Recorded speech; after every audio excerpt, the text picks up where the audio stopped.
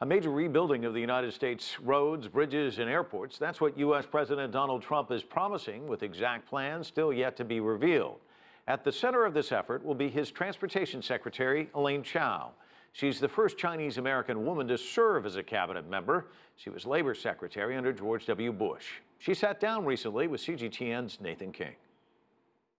You know, transportation was the department that I was supposed to get in 2001 in President Bush's administration. And at that time, I was rather disappointed that I didn't get it.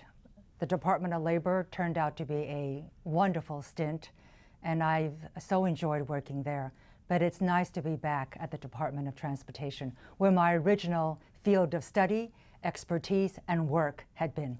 And your father must be a big influence on your thinking, considering he built a successful company. Sir, is it wonderful that your daughter is now heading this transportation department? It must be very special in your family.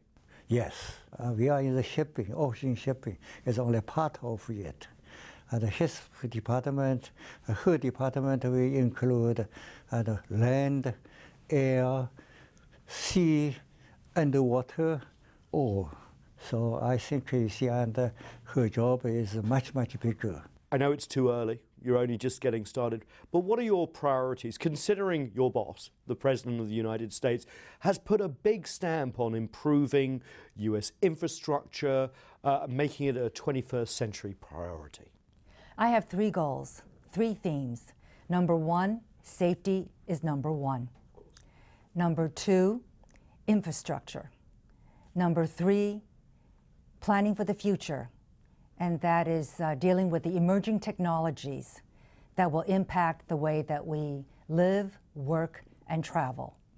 So I will be working with the White House and other cabinet members whose jurisdiction also impacts infrastructure. You know, you're Asian American, Chinese American.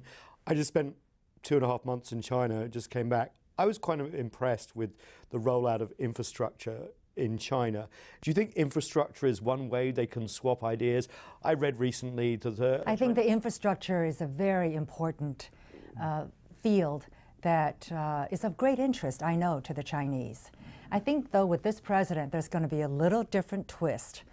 There are transportation expertise which we do not possess here. For example, high-speed rail.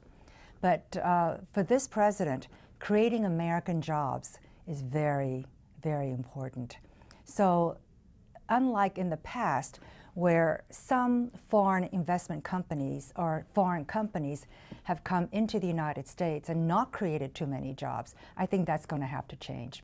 You know, you have a breadth of experience across the administration. You also are Chinese American as well. Do you think you can lend your expertise for relations going forward with this long-term picture that you've had? The differences between China and America are there. There are cultural differences, historical differences, philosophical differences. And so increased contact and communications, I think, is helpful. Because, again, for anyone who has been to the East and West, the cultural gap and the different way of thinking really can be quite immense. And the only way to close that gap is to have more frequent contact and communications so that there can be greater understanding. You know, China reminds me of the United States with its cities on the coast and then this wonderful heartland where it takes a long time to discover it. Do you feel that comparison? I think every country is alike in many ways, and it's different in many ways. And that's why I admire my parents a great deal, because they understand the cultural divide. They also have seen such hardships during their young years, formative years, when they were living in China, and yet they never lost their humanity, nor their belief in the basic goodness of people. I think that's very admirable. And they're incredibly humble and modest people. My parents are very successful, and they can live a very, extravagant lifestyle, but they don't. They are very modest, which is reflective of their Chinese upbringing. Well, what a wonderful family. And Madam Secretary, Dr. James Chao, thank you so much for joining us. all. We Thank really you. appreciate it. Thank you so much. Yeah, thank you.